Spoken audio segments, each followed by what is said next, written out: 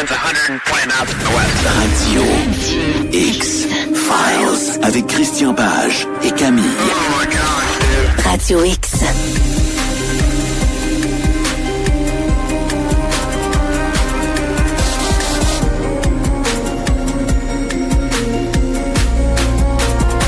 Bon début de soirée, bienvenue sur les ondes de choix 98.1 Radio X. En cette veille de long congé ce week-end, congé de Pâques, certains ont déjà débuté leur fin de semaine ce matin. Et nous, sans plus tarder, voici l'extrait qui représente et qui lance l'épisode de ce soir, en ce vendredi 18 avril. Un ranch de l'Idaho est affligé par d'étranges phénomènes depuis plus d'1 siècle. La rumeur court que les Navarros auraient jeté un sort sur le territoire. Le milliardaire Brandon Fugal embauche une équipe de scientifiques afin de trouver des réponses. Mais leur enquête est assombrie par des événements inquiétants. Arriveront-ils à percer le mystère? Le secret du ranch Skinwalker, de le 28 septembre, sur Historia. Allô, Christian Page. Bonsoir Camille, en ce vendredi saint. J'espère que tu as passé une belle semaine, mon cher. Oui, absolument. Oui, ça va faire du bien, un long week-end, et je suis contente de le commencer avec toi et de commencer notre thématique des questions du public. J'aime qu'on va un petit peu partout, et si on a du temps ce soir, parce que il nous en manque un petit peu, il y a une question sur l'existence de Jésus, donc on est en pleine thématique de Pâques. Mais juste avant, on a entendu la bande-annonce d'une série d'Historia, Le secret du Skinwalker Ranch, que je ne connais pas. D'ailleurs, c'est assez étonnant, hein, parce que dans la bande-annonce, on nous dit, il y a un ranch dans l'Idaho. Le ranch est dans l'Utah. Oui, c'est vrai. Au départ, dans la bande-annonce, on vient de nous mener en bateau. On n'est pas dans le bon état. Donc, effectivement, le Skinwalker Ranch, ça se trouve dans l'Utah. Et c'est un assez grand ranch. Hein. Il fait 512 acres de terrain. Il est à la limite là, d'une réserve autochtone des Premières Nations. Et l'idée du Skinwalker, hein, pourquoi on l'appelle le Skinwalker Ranch, il faut savoir que dans les légendes des Premières Nations du centre des États-Unis, il y a cette légende du Skinwalker. Le Skinwalker, c'est une espèce de créature. On a un peu le semblable ici au Québec, chez les Premières Nations. C'est la légende un peu du Wendigo. Okay. Le Wendigo, en fait, le concept du Wendigo, c'est, si on regarde un peu la philosophie, c'est un esprit qui s'en prend généralement aux solitaires, aux gens qui s'éloignent, hein, qui vont vivre un peu en nomade. Et en fait, on comprend que derrière en fait, c'est un peu comme une espèce pas d'hypothèse, c'est pas ça le mot que je cherche, c'est plutôt une allégorie. Voilà le mot que je cherche. C'est une allégorie pour dire on est mieux de rester ensemble que de s'éloigner de la communauté. Parce que si on s'éloigne de la communauté, hein, c'est le fameux principe de l'union fait la force. Hein. Donc si on s'éloigne de la communauté, on devient plus faible. Et si on devient plus faible, on peut devenir la proie d'un Wendigo. Le Wendigo peut nous prendre. Donc c'est un peu l'idée. Dans les groupes qu'on retrouve au centre des États-Unis, cette légende-là, puis le Wendigo, ben évidemment, c'est un esprit qui peut se manifester sous toutes sortes de formes. Hein. Bon, même si on aime bien, nous, les Occidentaux, on aime bien donner des formes et on l'illustre souvent comme une espèce de loup-garou avec une tête de chevreuil. Là. Bon, les Autochtones le voient pas exactement comme ça. Ah, on raconte le Wendigo, c'est une créature un peu qui prend n'importe quelle forme. Elle est invisible. Puis une légende dit qu'elle se roule parfois dans la sève des arbres et se roule dans les feuilles pour se couvrir de feuilles, pour être moins visible. Bon, il y a toutes sortes de légendes autour de ça. Dans le cas du Skinwalker, c'est un peu la même chose. C'est une espèce d'esprit qui peut prendre toutes les formes et s'en prendre, évidemment, aux voyageurs solitaires, aux nomades. Et donc, c'est un peu, on retrouve un peu les mêmes éléments. Et donc, le Skinwalker, comme le ranch se trouve tout près de cette communauté autochtone, on s'est inspiré des légendes locales et on l'a appelé Skinwalker. il faut pas voir dans le nom de Skinwalker, même si on aime bien le dire, là, ça veut pas dire que parce qu'il y a une légende de Skinwalker chez les peuples des Premières Nations de cette région-là des États-Unis, du centre des États-Unis, que ça veut dire qu'il y a des Skinwalkers réels qui arpentent le ranch en question. Hein. Donc, c'est un assez grand ranch et en fait, son intérêt dans l'univers du paranormal apparaît dans les années 1990 et principalement là, à partir de 1996. Il y a un type qui s'appelle Robert Bigelow et Robert Bigelow, c'est un milliardaire. Il a fait fortune notamment dans le domaine de l'hôtellerie et aujourd'hui, il dirige une compagnie qui s'appelle Bigelow Aerospace et son idée, c'est éventuellement de faire, de travailler dans le tourisme spatial. Okay. Il espère développer des sortes d'hôtels qu'on pourrait placer en orbite, donc des modules qu'on pourrait assembler un peu comme la station orbitale. Et ces stations, en fait, ces modules assemblés deviendraient un hôtel spatial et permettraient le tourisme spatial. On n'est pas encore là, on l'a vu cette semaine, Blue Origin avec Katy Perry, ils ont fait 11 minutes là, de voyage. C'est ce qu'on appelle dans le domaine de l'aéronautique un saut de puce. Hein. Les deux premiers vols, d'ailleurs, les deux premiers vols américains dans l'espace, Alan Shepard et Gus Grissom, on est en 1962 ou 63. Non, 62. Et les deux premiers vols, donc des deux premiers astronautes dans l'espace, parce que quand on parle des Américains dans l'espace, on pense immédiatement les premiers noms qui nous viennent en dehors de Neil Armstrong, qui est le premier à marcher sur la Lune. Mais quand on dit qui est le premier Américain dans l'espace, on a souvent tendance à dire John Glenn. Mais en réalité, John Glenn est le premier Américain à avoir orbité autour de la Terre. Donc, il a fait 3 orbites autour de la Terre. Mais avant lui, 2 Américains y avaient été dans exactement un vol comme celui de Katy Perry, un saut de puce. On les a mis dans une capsule Mercury, on les a envoyés très, très haut dans une espèce de courbe balistique, puis ils sont retombés sur Terre. Un vol d'une 15aine de minutes. Mais on avait donc 2 Américains qui avaient été dans l'espace. Et là, ensuite, on a eu le premier Américain qui a été mis en orbite, qui a été John Glenn. Donc, Katy Perry a fait le même exploit qu'avait fait il y a 60 ans, Alan Shepard et Gus Grissom. Quand même. Ah oui, faut quand même le souligner. Hein. Et puis à l'époque, écoute, Alan Shepard avait eu droit aux honneurs présidentiels. Hein. Il avait été reçu à la Maison-Blanche. Mais on va le dire comme ça, Christian, tout était à construire à ce moment-là. Hein. C'était un essai, là. Ah oui, absolument. Donc, fait qu'aujourd'hui, bon, on n'en est plus là, mais on comprend qu'à l'époque, ça avait quand même été extraordinaire. Donc, on en revient à notre Skinwalker. Oui. Et ce Robert Bigelow, il a une autre facette, Robert Bigelow. En dehors d'être un passionné de l'espace et millionnaire, donc, il est passionné aussi par les placements en bourse. Mais Robert Bigelow, c'est également un type qui s'intéresse beaucoup aux ovnis, aux surnaturel, puis ce genre de trucs. Ça, c'est une grande passion qu'il a. Et donc, lorsqu'il entend parler, à partir de 1995, il y a des rumeurs qui tournent autour de ce fameux Skinwalker Ranch, que l'on dit être un lieu propice aux apparitions d'ovnis, aux phénomènes étranges. Robert Bigelow se dit, ben voilà une bonne occasion pour moi de me plonger dans cet univers, et il va acheter le ranch en 1996. Il va en demeurer le propriétaire pendant 20 ans, hein, jusqu'en 2016. Et on fera pas une émission sur le Skinwalker Ranch, mais il y a plusieurs affaires qu'il faudrait à un moment donné là remettre un peu dans le contexte. Hein. Parce qu'à cette époque-là, on sait que durant ces 20 années, on sait que le département de la Défense aux États-Unis a investi de l'argent pour étudier les phénomènes à Skinwalker.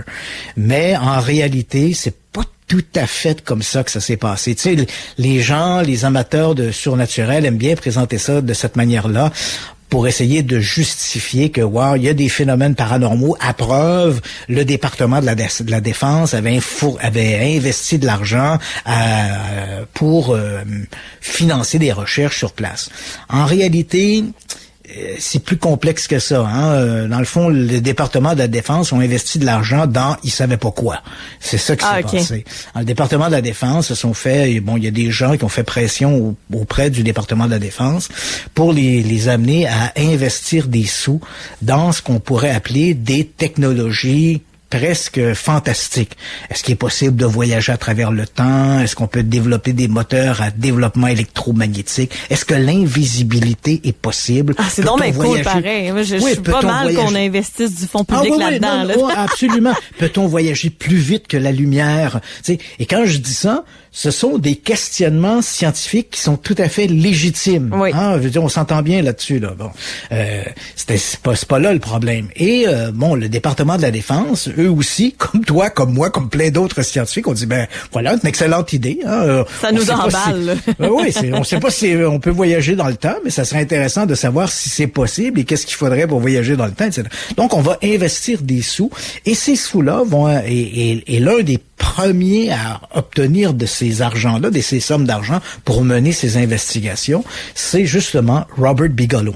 Il est sur la liste des gens qui, parce qu'il y a des contacts au Pentagone. En fait, il y a des contacts auprès de gens importants au Congrès américain. Je pense par exemple au sénateur Harry Reid. Et Harry Reid est l'un de ceux qui va faire pression auprès du département de la Défense pour faire financer ces recherches. Et ces recherches-là, comme il n'y a pas de balise, en fait. Le département de la Défense dit pas, vous devez mener les recherches de telle ou telle manière. Le département de la Défense fait un peu un chèque en blanc en disant, oui, c'est des sujets qui nous intéressent et oui, on va investir des sous. Et c'est ainsi que ces sous vont se retrouver dans le portefeuille de Robert Bigelow et qu'il va utiliser une partie de ces sommes d'argent pour enquêter sur les soi-disant manifestations de Skinwalker Ranch parce que, croit-il, lui, que ces manifestations pourraient apporter des informations qualitatives qui nous renseigneraient sur certaines approches proposées dans les études que le département de la Défense a décidé de financer.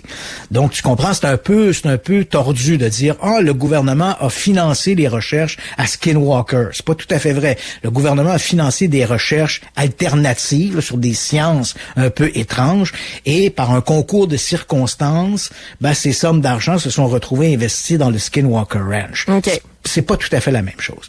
Et ce qui est malheureux, par contre, c'est que à un moment donné, le département de la Défense se sont aperçus que une partie des sommes d'argent servait à enquêter sur des histoires de loups-garous, de mutilation de bétail et des trucs comme ça.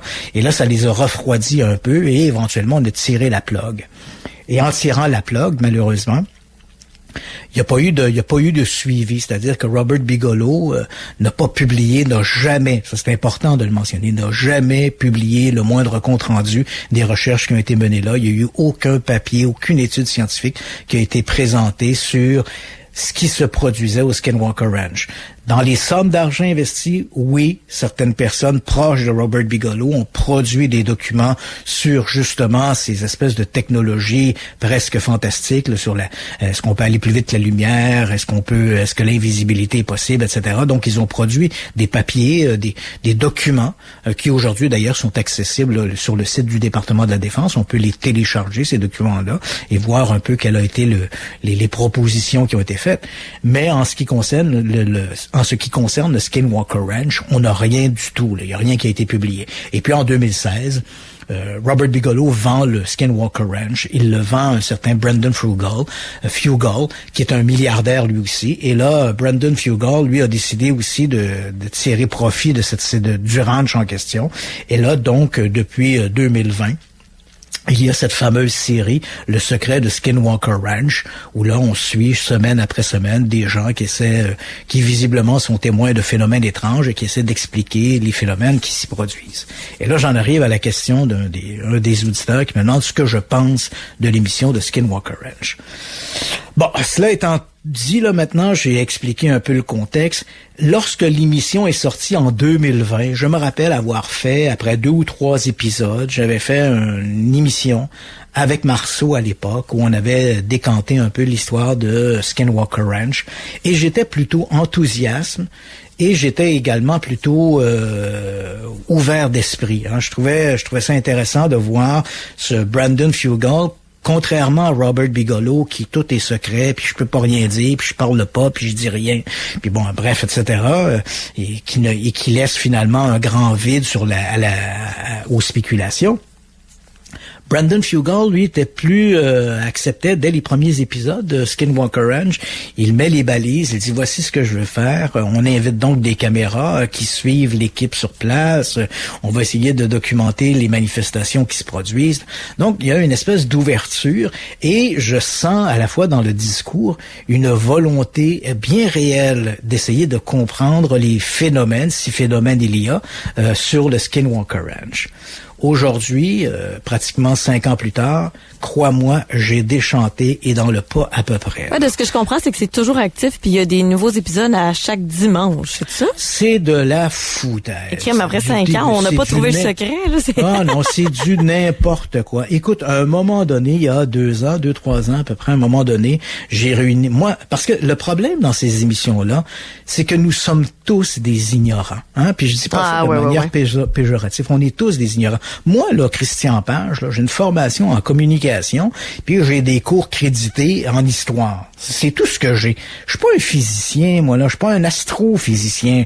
Alors, quand j'écoute une émission sur l'astronomie ou l'astrophysique, je fais confiance aux gens qui me racontent ces trucs-là en me disant, ils vont essayer de me donner une information qualitative. Ces gens-là ont le CV pour me l'expliquer, c'est ça. Tu as tout à fait raison. Et, bon, si moi, je suis pas un spécialiste des dromadaires, mais si j'écoute une émission sur les dromadaires, j'espère bien que le naturaliste qui va me parler des dromadaires, s'il commence à me dire les dromadaires, c'est l'ancêtre des chevaux, ben je vais le croire. Tu comprends? Je veux dire, moi, je suis pas un spécialiste du dromadaire. Je fais confiance à lui, puis s'il me dit ça, à moins que je décide que le sujet des dromadaires m'intéresse à un point tel que je me plonge dans la littérature sur les dromadaires. Mais en théorie, à partir du moment où le type me raconte ça, ben je vais prendre cette information-là, puis je vais l'accepter parce que je fais confiance au messager. Et dans le cas de Skinwalker Ranch, ben là, on voit ces gens-là, et principalement le chef scientifique, c'est un type qui s'appelle Travis Taylor. C'est un véritable, j'ai vérifié, c'est un véritable ingénieur en aérospatial, c'est un véritable physicien. Et comme je te dis, au départ, tout ça semblait bien articulé, puis je me suis dit, ça va être intéressant. Mais à un moment donné, de semaine en semaine, ils trouvent tout le temps des trucs bizarroïdes, puis jamais rien qui avance. Et là, à un moment donné, j'ai vu ils ont vu un ovni, ils l'ont pointé du doigt, ils l'ont suivi, et on a appris par la suite que c'est un hélicoptère qui inspectait les lignes à haute tension. Et ils sont jamais revenus dans l'émission pour nous le dire. Ah. Et là, ça a commencé à mettre ça m'a mis la puce à l'oreille. Hein, ils ont vu, et là, ils parlaient de trucs bizarroïdes, et tout d'un coup, ils voient une lumière au loin, puis là, ils disent, c'est un hélicoptère. À un moment donné, ils croient que c'est un ovni, après ça, c'est un hélicoptère, et là, ils nous disent que c'est un hélicoptère qui est là pour espionner ce qui se passe sur Skinwalker. Tu sais, le genre complot, là, les méchants hommes en noir qui nous surveillent. Et puis, finalement, on apprend que c'est un hélicoptère qui surveillait les lignes à haute tension. Ils font ça, les compagnies locales font une fois tous les 6 mois, ils remontent les circuits hydroélectriques pour s'assurer, le système électrique, les lignes à haute tension, pour s'assurer que les piliers, parce qu'on est dans une région très désertique, là, on veut s'assurer que les piliers sont en bon état, et parfois les hélicoptères vont se poser au sol, vérifier le pilier, repartir et aller arrêter plus loin, soit dans une autre centrale ou vers un autre pilier. Et ça, quand j'ai découvert ça, et dans les émissions qui ont suivi, ils nous représentaient leur histoire d'hélicoptère comme s'ils étaient surveillés, alors qu'on savait pertinemment que c'était un hélicoptère qui inspectait les lignes à haute tension. Là, j'ai commencé à me poser des sérieuses questions. Et éventuellement, et quand je dis nous sommes tous des ignorants, ben évidemment, ces gens-là nous abrutissent semaine après semaine avec toutes sortes de « Oui, nous recevons ici une énergie électromagnétique de 8 millions de mégavolts et ça, c'est impossible. » Moi, je ne sais pas si c'est vrai. Puis je ne sais pas si c'est impossible. Donc, ce que j'ai fait à un moment donné, j'ai réuni chez moi 3 physiciens. Un de l'Université de Montréal et 2 de l'Université de McGill. OK. Et on a regardé 4 épisodes. Ces gens-là se sont bidonnés, là, mais du début à la fin. Vous avez fait un drinking game. Et à chaque fois qu'il y avait comme un phénomène étrange, on mettait sur pause, et là, ils me disaient quel était le meilleur moyen pour trouver une solution. Il disait, bon, moi, là, comme physicien, là, je suis, d'abord, la moitié de ce qu'ils disent est faux, hein. À toi, ça, c'est impossible. C'est pas vrai. On trouve des anomalies magnétiques de ce type-là partout dans l'environnement. Donc, on nous exagère un peu la patente, hein. Okay. On aime ça, nous faire courir. C'est du spectacle, là. On aime faire du spectacle. Et là, avec lui, il lance des fusées, puis ils font toutes sortes d'affaires. Puis là, ils regardent, eux, ils riaient en disant, ça, là, tu sais, à partir du moment où tu fais le postulat, hein, il y a un phénomène étrange qui se produit. Voici ce phénomène, perturbation électromagnétique sur un secteur de 10 mètres par 10 mètres. Bon, là, les capteurs magnétiques se mettent soudainement à s'affoler. Donc, on va essayer de savoir qu'est-ce qui se passe là. Là, eux évoquaient, avant qu'on poursuive l'émission, là, ils me disaient, bon, voici les 10 façons pour arriver à une solution. Là, ils évoquaient 10 solutions possibles. Et là, d'un coup, ils disaient, et la façon de ne pas trouver de solution. Hein, la façon là que tu veux faire de la science ridicule, puis t'es sûr que tu trouveras pas une solution en faisant ça, ben c'est exactement la solution que eux employaient dans l'émission. Ah, ok. Donc, ils essaient c'est de la fausse science. Ils essaient de nous faire croire qu'ils font de la science pour résoudre l'énigme, mais les techniques qu'ils utilisent ou les méthodes qu'ils utilisent invariablement vont conduire à un cul-de-sac. Alors évidemment, de semaine en semaine, on entretient le mystère. Ah, Colin, on n'a pas trouvé qu'est-ce qui se produisait ici. Donc, la semaine prochaine, on va utiliser un ballon, on va utiliser une fusée, on va utiliser ça, on va creuser un trou. Non, c'est toujours les hypothèses qu'ils développent et les solutions qu'ils mettent en marche, c'est toujours les solutions où tu es certain qu'on n'obtiendra pas de réponse. Et ça te permet de maintenir semaine après semaine l'intérêt du public à regarder une émission comme celle-là. C'est sur un terrain privé, mais Christian, est-ce qu'il y a aussi d'autres revenus, mettons, touristiques qui émergent de ça? Non, pas du tout, pas du tout. Donc, c'est financé, Brandon Frugal, c'est un milliardaire. Les gens qui sont là, il y a l'émission de télé. En fait, c'est une espèce de... Le comparer aujourd'hui, là, j'aurais pas fait ça après les 3 premiers épisodes. Comme je l'ai mentionné, j'étais plutôt enthousiaste en voyant les 3 ou 4 premiers épisodes. C'est après que l'affaire s'est déconstruite. Je dirais que le secret de Skinwalker Ranch, c'est exactement comme le creuset à Oak Island, là, la malédiction d'Oak Island. Ouais. Tu sais, au début, tu te dis, il y a une véritable légende à Oak Island. Hein? Oui, c'est vrai, en 1795, 3 jeunes de la région ont trouvé ce qui semblait... En fait, je dis c'est vrai. C'est une légende, on s'entend bien, là, parce que les premiers récits... Alors, les gens ne savent pas ça. Il y a plein d'affaires qu'on nous dit pas dans ces émissions-là. Cette histoire-là des jeunes en 1795 qui trouvent un puits, puis que, on se met à creuser. Cette histoire-là, elle apparaît qu'au 19e siècle. Là. Il y a pendant 60 ans, là, il y a aucun écrit de ça qui existe. Donc, il faut attendre pratiquement 60 ans avant que des premiers journaux locaux en Colombie-Britannique, en Nouvelle-Écosse, commencent à nous dire « Ouais, il y a des chercheurs de trésors qui creusent à Oak Island parce que il y a 60 ans, on aurait trouvé une dépression avec un trou... » Ça vient d'où, ça? On le sait pas. C'est du bouche-à-oreille. Il n'y a pas de récit contemporain qui est fait immédiatement. Okay. Et là, évidemment, à l'émission de Oak Island, ils creusent. Puis on oublie, on n'insiste pas assez pour nous dire que c'est une île qui a été habitée à un moment donné. Il y avait des gens qui avaient des lots de terrain. Il y avait des gens qui faisaient de la culture sur ça. Il y avait des gens qui avaient des vaches, qui avaient des veaux, qui avaient des fermes. Donc, quand tu creuses puis tu trouves un clou, ouais, c'est pas forcément un clou qui a été amené par Christophe Colomb, là, c'est pas ça, là. Tu sais, puis là, on trouve une pièce de monnaie ancienne. Ben oui, ça se peut qu'il y ait eu aussi des numismates dans l'île, là. Tu sais, là, les gens... Moi, là, je veux dire, si tu viens creuser chez moi, là, puis tu trouves une pièce de monnaie de 1920, ça veut pas dire que j'existais en 1920. Ça veut dire que j'avais dans mes poches une pièce de 1920. Il y a comme... C'est du grand n'importe quoi, là. Tu sais, j'ai chez moi un vase romain du 1er siècle.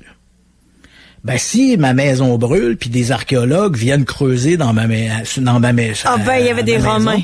Et voilà. Il y avait des Romains ici. On a trouvé un vase romain du 1er siècle. Il y avait donc des Romains qui vivaient, qui sont venus en Amérique, quelque part au 1er siècle, à Saint-Jean-sur-Richelieu, où ils ont visiblement perdu un vase. Ça change le narratif, hein, de dire on n'est pas le nouveau continent. Voilà. Et c'est des trucs comme ça. Et au départ, quand j'ai vu les premiers épisodes de Oak Island, là aussi, comme je connaissais la légende, je trouvais ça intéressant. J'avais en librairie, en bibliothèque, plusieurs livres sur Oak Island, puis je trouvais que c'était une énigme intéressante. Moi-même, quand j'avais fait mes dossiers mystères au tout début des années 2000, donc bien avant l'émission La malédiction d'Oak Island, j'avais fait une émission consacrée à Oak Island. J'avais été sur place, j'avais rencontré des gens qui étaient passionnés par cette histoire de trésor. Il y a une énigme, une légende qui est intéressante. Ben là, aujourd'hui, le secret de la malédiction d'Oak Island, là, fait 15 ans qu'ils creusent, puis ils trouvent des bouts de bois, puis des clous, puis ils trouvent jamais rien, puis il y a tout le temps une raison X ou Y pour nous dire qu'ils n'ont pas trouvé le trésor. Et surtout, quand on se met à nous mêler on travestit l'histoire. Hein. Je vais dire quelque chose, ça va peut-être choquer les gens, là. Surtout les amateurs d'Oak Island, là. Écoute bien ça, là. Les Templiers ne sont jamais venus en Amérique. Ça, c'est clair. Et à chaque fois que je les entends nous sortir leur truc des Templiers, parce que les Templiers, c'est une espèce d'ordre chevaleresque qui existait au 12e siècle, qui défendait, c'était durant les croisades, puis ils défendaient la route vers Jérusalem. Puis à une époque, ces gens-là, ils ont également développé des systèmes d'économie, hein, c'était presque une banque, et comme ils étaient autorisés par le pape, non seulement ils se sont rendus riches, mais c'était un État dans l'État. Et comme ils ne répondaient qu'au pape, ils sont devenus un peu les ennemis de l'État, parce que on ne pouvait pas les contrôler ni en Angleterre ni en France. Ils sont devenus des renégats. Je vais le dire, là, ils étaient des bandits. Et quand finalement on a décidé de mettre le pape les a laissés tomber, et là évidemment à partir du moment où ils n'étaient plus protégés par le pape, crois-moi que dans les pays où ils étaient, en Angleterre, en Écosse ou encore en France, ils ont été pourchassés parce que c'était des bandits. Et le temps faisant ce qu'il est, on fait de bandits des héros. Hein? Bonnie and Clyde, aujourd'hui, c'est des héros. Ben, c'est un peu la même chose. Les cowboys, hein, Jesse James, c'est des scélérats. Mais c'est pas grave, on en a fait des héros. Et les Templiers sont devenus un peu des héros avec les siècles. On les a ressuscités et on leur attribue une grandeur d'âme qu'ils n'avaient pas du tout. C'était des bandits. Et là, puis ces gens-là, l'ordre a été dissous officiellement en 1312. Les derniers Templiers ont été exécutés en 1314. Donc, à partir du 14e siècle, les Templiers n'existent plus et leurs biens, qui avaient été, notamment en France, leurs biens qui avaient été confisqués par Philippe le Bel, ont été refondus et redistribués dans un autre ordre chevaleresque, qui est l'ordre des Hospitaliers. Donc, les Templiers, là, à tous les fois qu'ils nous trouvent, c'est beau, ça fait rêver, c'est bon pour les livres de science-fiction puis les romans, mais quand ils creusent à Oak Island puis nous trouvent un clou puis nous disent ça c'est un clou des Templiers, excuse-moi là, mais en France là, les professeurs d'université qui connaissent bien l'histoire des Templiers doivent se bidonner et pas à peu près. Okay. On passe pour des imbéciles. Moi te le dire ben franchement là, on passe pour des imbéciles quand on nous sort un truc comme ça. Mais bon, ça fait rêver et ça revient un peu à ce que je te disais. Pourquoi on y croit? Parce qu'on est ignorant. Hein? Je reproche pas aux gens de ne pas connaître l'histoire des Templiers. Ce que je reproche, c'est aux messagers. Oui, c'est ça, c'est aux messagers de tromper les gens. Et c'est un peu la même chose à Skinwalker Ranch. Quand je vois un type comme Travis Taylor qui fait des expériences scientifiques et qui nous sort, il s'habille du manteau de la science, nous sort des mots longs comme le bras, où il faut quasiment un dictionnaire aux côtés de toi pour comprendre de quoi il parle, on y fait confiance. Et malheureusement, il trompe les téléspectateurs parce qu'il sait qu'une grande partie des téléspectateurs, comme moi, on est ignorant de ce qu'ils racontent. Et on aura tendance, à moins d'aller fouiller dans des livres de science, on aura tendance à accepter le message et on se fait duper. Donc, si on me pose la question, je vais répondre. Je sais que j'ai fait un grand détour, mais je vais répondre honnêtement à cet auditeur. Pour moi, le Skinwalker Ranch, c'est une exploitation de l'ignorance des téléspectateurs, rien de plus. Pour faire du fric, pour maintenir une émission en ondes, une émission qui fonctionne bien, puis voilà, puis c'est comme ça que ça passe. Et qu'il n'y a jamais eu d'études non plus sur les centaines de signalements, puis de... Non. On nous raconte ça, mais il y a rien de scientifique. Ce qu'il faut retenir du Skinwalker Ranch, il y a eu des livres qui ont été écrits sur le sujet, mais dans le cas du Skinwalker Ranch, il n'y a jamais eu une seule publication scientifique. Okay. Aucune. Jamais. Et pourtant, c'est pas Brandon Fugal, mais Robert Bigelow était entouré de plein de scientifiques qui travaillaient pour lui, des gens, comme je l'ai mentionné, qui recevaient des sous, notamment du département de la Défense, pour enquêter sur des sciences, disons, marginales. Ces gens-là ont publié des papiers sur ces sujets-là. Mais pour Skinwalker Ranch, zéro. Aucune publication scientifique jamais présentée à propos d'un ou l'autre des phénomènes qui sont rapportés à Skinwalker. Quand même un élément qui fait sourciller. Absolument. On laisse ça en point de suspension. Christian, me permets-tu de faire une pause et au retour, Absolument. on tombe dans des questions à thématique plus religieuse. Oui, j'en ai choisi 2 pour pour ce vendredi saint. Excellent. On est de retour dans quelques minutes ici même à Radio X. Radio X-Files. Avec Christian Page et Camille. Radio X.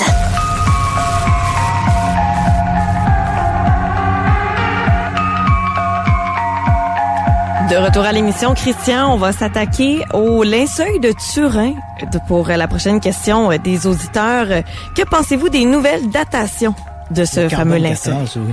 En fait, juste un petit aparté. Tantôt, on parlait des fameux sauts de puce, comme celui qu'a fait Katy Perry. Oui. Je suis allé vérifier. Donc, les 2 sauts de puce dont je te parlais, Alan Shepard et Gus Grissom, sont produits les 5 et le 21 juillet 1961. Premier vol orbital avec John Glenn le 20 février 1962. Donc, Gus Grissom et Alan Shepard ont fait exactement la même chose qu'a fait la semaine dernière Katy Perry. Bon. Cela étant, parfait. Maintenant, on parle du linceul de Turin. Bon, des gens m'ont posé la question. J'essaie le moins possible d'aborder des questions religieuses parce que, pour l'avoir fait dans le passé, c'est souvent sujet de controverse et je respecte les gens qui ont des convictions religieuses. Puis pour moi, je veux pas aller sur ce terrain-là. Mais donc là, on me pose la question, puis ça tombait bien, c'est la Semaine Sainte, et à 2-3 reprises, on m'est revenu avec ça. Qu'est-ce que vous pensez du linceul de Turin, vrai ou faux? Je tiens aussi à ajouter que la prochaine question, c'est est-ce que Jésus a existé? Fait que les gens sensibles, peut-être, s'abstenaient pour les 20 prochaines minutes. Là. Donc, on va être à des convictions religieuses un petit peu quand même. Ouais, voilà. Donc, parce que c'est vendredi saint, je dis, bon, OK, je vais aborder ces 2 questions-là. Donc, le linceul de Turin, c'est une grande pièce de lin qui fait à peu près 1,10 m de large par 4,40 m de long. Il est exposé, il est conservé à l'église Saint-Jean-Baptiste de Turin, en Italie, et il est exhibé devant les fidèles, peut-être de manière très occasionnelle, à peu près, grosso modo, une fois toutes les 10, 15 ou 20 ans. C'est lors d'événements très spéciaux qu'on exhibe le linceul. Et on sait qu'il y a eu plusieurs études sur le linceul. On y voit en fait l'image dorsale et ventrale, une image un peu fantôme. Moi, pour l'avoir vu de mes yeux vus, c'est très troublant quand même. J'ai été très impressionné par cette relique-là.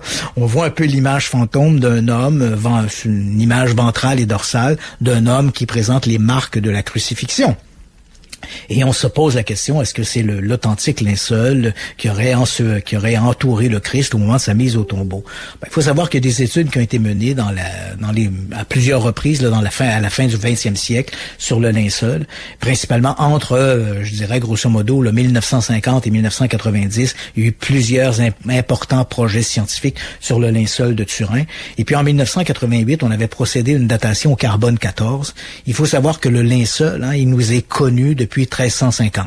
Donc, c'est à ce moment-là qu'il fait son apparition dans l'histoire. Ça voudrait donc dire que pendant, grosso modo, 13 siècles, il a été gardé secrètement et personne ne l'a vu ou personne ne l'a mentionné dans aucune chronique. Il y a bien sûr des chroniques très anciennes qui parlent de linges sur lesquels on verrait le visage du Christ. Mais aucun ne fait une référence à un linceul entier. Et dans le cas du linceul, difficile de faire passer un mouchoir qui a le visage de Jésus dessus, comme le voile de Véronique, qui fait partie d'une espèce de tradition religieuse, à un long linceul de 4,40 m où on voit le corps au complet. Donc, une description d'un linceul, on n'en a pas.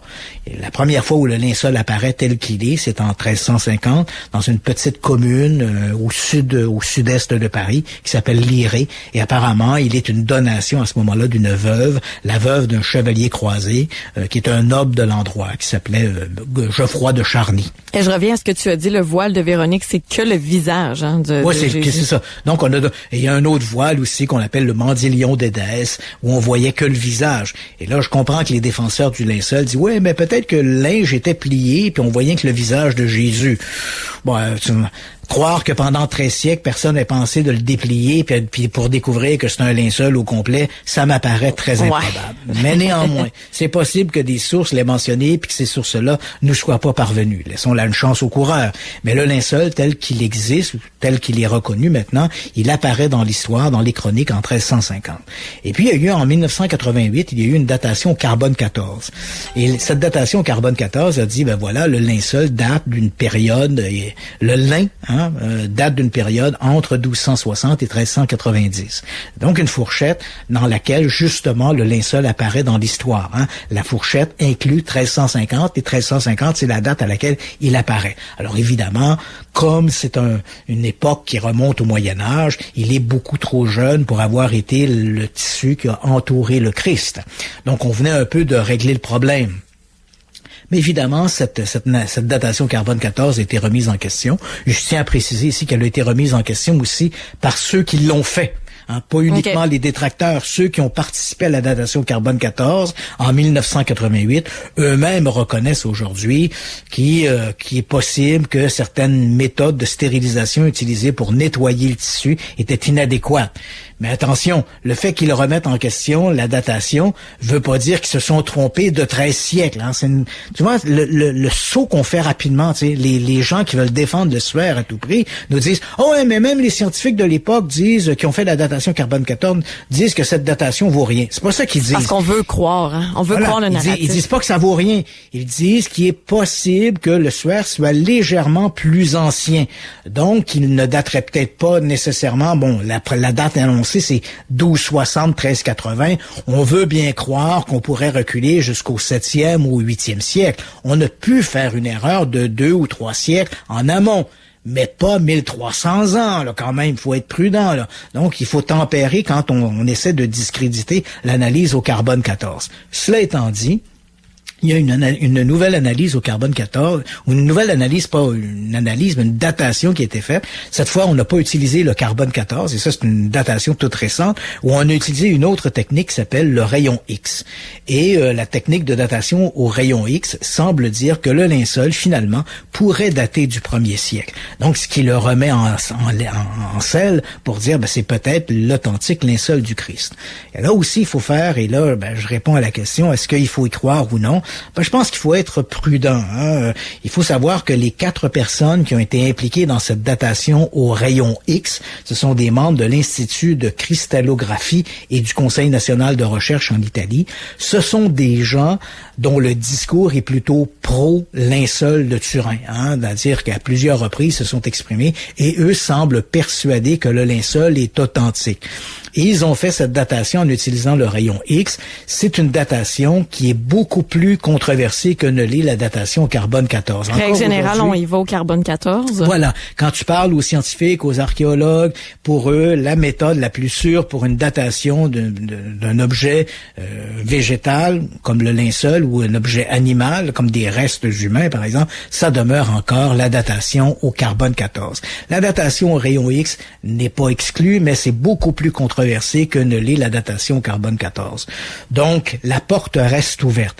Et faut faire attention si on entend les gens dire, si vous entendez des gens dire, la datation carbone 14, ça vaut rien, c'est pas tout à fait vrai. C'est pas ça que les scientifiques qui ont été impliqués à l'époque, c'est pas ce qu'ils disent aujourd'hui, c'est qu'ils ont pu faire une erreur de 2 ou 3 siècles en amont, mais pas de 1300 ans quand même.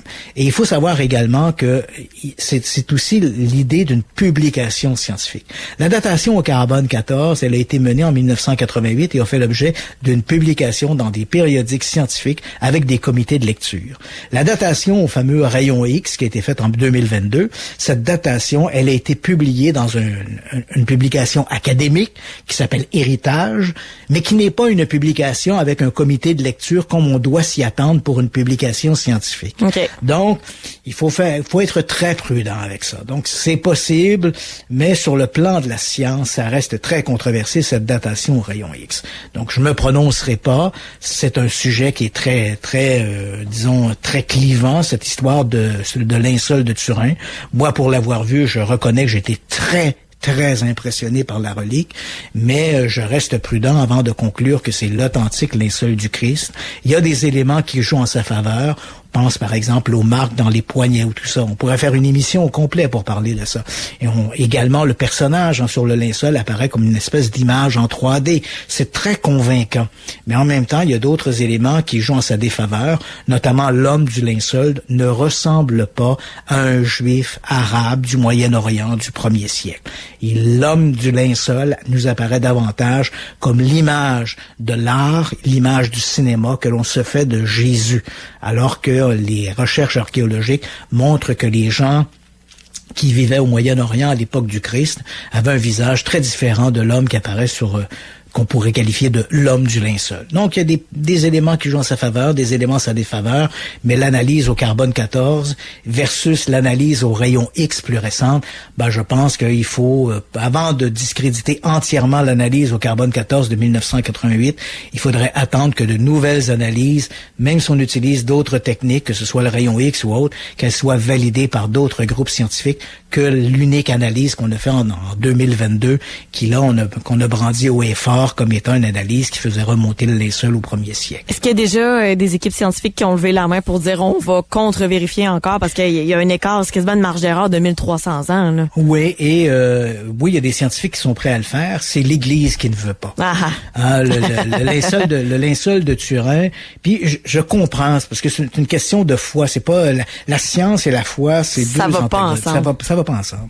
Et l'Église, moi je le sais pour avoir fait une série sur les reliques, quand je parlais toujours de l'idée, j'avais toujours cette approche un peu scientifique. Oui, est-ce qu'il y a eu une étude scientifique sur le voile d'Oviedo? Est-ce qu'il y a eu une étude scientifique sur le linceul? Est-ce qu'il y a eu une étude scientifique sur la couronne d'épines? Immédiatement, on sent qu'il y a une résistance parce que l'Église en soi nous dit on ne veut pas que la foi soit appuyée par une relique. Les gens qui ont la foi, un point c'est tout. On ne veut pas que cette foi-là repose sur est-ce que la couronne d'épines est authentique, est-ce que le linceul de Turin est authentique, est-ce que le voile d'Oviedo est authentique. Ce sont des reliques qu'on regarde et si ça permet d'ajouter à la foi, tant mieux, mais on ne veut pas que la foi soit une question de science. Et évidemment, ça peut nous paraître un peu étrange pour les gens qui sont comme moi, par exemple, qui sont athées. On se dit, il me semble que si on prouverait que le linceul est authentique, ça serait fantastique, ça ajouterait à la foi. Mais c'est justement ce que l'Église ne veut pas. Elle ne veut pas que la foi soit une question qui soit appuyée par la science. La science est une chose, la foi est une autre chose, et les deux arrivent difficilement à faire front commun. Et poussons le bouchon plus loin, parce que s'il y a linceul, ça veut dire que le Christ a existé. Oui ou non? Voilà, donc ça, c'est la grande question et elle revient souvent parce que dès que j'aborde c'est un sujet qui me passionne. Et à chaque fois que j'aborde ce sujet-là dans les médias, comme je l'ai fait il y a quelques semaines à TVA, quelqu'un me dit, est-ce que Jésus a existé? Et ça, c'est un grand débat, et on ne le tranchera pas ce soir, surtout pas dans les quelques minutes qui nous restent. Oui. Mais il faut quand même se dire que et là, allons-y de façon générale. Il y aura toujours des voix discordantes. Mais de façon générale, je te dirais que 90% de la communauté des historiens, des archéologues s'entendent pour dire qu'il y a certainement eu un Jésus historique. Un personnage qui, au 1er siècle, a marqué sa communauté, soit par sa parole, par ses actions. Maintenant, à savoir, ce personnage-là, est-il le Jésus des évangiles? La science n'a pas à se prononcer sur ça. La science dit, on a des éléments archéologiques qui sont évoqués notamment dans les évangiles. Par exemple, on pense au miracle de l'aveugle. Jésus guérit un aveugle, il dit, va te laver au bassin de Siloé. Et là, le type va là, il se lave les yeux, puis il retrouve la vue. Il faut savoir que le bassin de Siloé, c'est un bassin qui était juste à l'extérieur des murs de Jérusalem. Et jusqu'en 2004, on on ne connaissait pas son existence. La seule fois où ce bassin-là était évoqué, c'était dans les évangiles. Et en 2004, des archéologues ont mis à jour le fameux bassin de Siloé. Ce qui montre bien que les évangiles ont une trame historique et archéologique solide. Maintenant, le personnage de Jésus lui-même, les historiens se disent, ce personnage-là a probablement existé, il a influencé son époque. Maintenant, est-ce qu'il était comme l'était le Jésus que nous décrit les évangiles? Là, il faut savoir que les évangiles, ce sont ce qu'on appelle des textes catéchisés, oui. C'est-à-dire qu'ils sont pas écrits dans le but de te raconter une histoire archéologique ou historique, mais de te raconter les fondements de la foi chrétienne. Donc, on s'assure d'insister ou d'embellir le récit de manière à faire, à donner des ancrages à la foi chrétienne. Et la morale. Voilà. Et donc, les historiens n'ont pas à se prononcer là-dessus. La foi, si tu veux croire, toi, que le Jésus de l'histoire, c'est celui des évangiles, ça te regarde, toi, c'est une question de foi. Ce que les historiens s'accordent à dire, même s'il y a des voix discordantes, parce qu'il y a quand même des j'insiste là-dessus. Il y a des historiens qui disent non, il n'y a jamais eu de Jésus historique. Mais il faut savoir que ces gens-là qui tiennent ce discours-là sont excessivement minoritaires dans la communauté scientifique. Ils font vraiment bande à part. De façon générale, on se dit oui, il y a sûrement eu un personnage. Il y a d'ailleurs quelques références laïques, donc des références qui ne sont pas religieuses. Je pense Flavius Joseph, Pline le Jeune, qui était un homme politique romain, Tacite, qui est un sénateur romain, ou Suétone, qui était un haut fonctionnaire romain, qui, dans leurs écrits, ont évoqué Jésus ou le mouvement chrétien, le mouvement du christianisme naissant, en disant ces gens-là, les chrétiens, des gens un peu étranges, ils sont des gens qui se réfèrent à leur messie ou à leur leader qui a été crucifié, qui est mort. Donc on fait référence à lui. Donc on a par la bande, on ne remet jamais en question l'idée de ce Jésus historique. Bon, mais maintenant, faisait-il des miracles? Était-il le Fils de Dieu? Ça, malheureusement, ça sort du cadre de la science. Donc, est-ce qu'il y a eu un Jésus historique? La position de la science et des archéologues et des historiens est sans aucun doute. Maintenant, la différence la différence entre l'homme Jésus de Nazareth et le Jésus de Nazareth décrit par les évangiles, là, il y a un monde entre les deux et ce monde-là, malheureusement, il bascule dans l'univers de la foi, du religieux, et là, il est là à la vigilance de la science. Christian, je te souhaite un excellent week-end. Est-ce que tu vas te retaper justement Jésus de Nazareth pour Pâques ou... Je l'ai vu à quelques reprises, Jésus de Nazareth. Il y a Ben Hur, que j'aime bien, ou les 10 commandements. Ça, je trouve ça extraordinaire aussi, comme film d'époque. Mais c'est toujours un peu, chaque année, c'est toujours un peu plaisant de retrouver ces productions qui ont bercé un peu mon enfance, quand j'étais tout petit. Combien de fois on a vu Ben Hur, Jésus de Nazareth ou les 10 commandements. Et les revoir, ça me fait toujours un peu sourire, ça. C'est des classiques. Je te remercie beaucoup pour l'épisode de ce soir. Les auditeurs ne seront pas en reste pour lundi. C'est congé, mais on aura un nouvel épisode de Suspect X pour eux dès 22h. Et sinon, on se retrouve vendredi prochain pour un autre Radio X-Files. Christian, merci encore. Absolument, ça me fait plaisir. Alors, bon week-end de Pâques à tous. À toi aussi.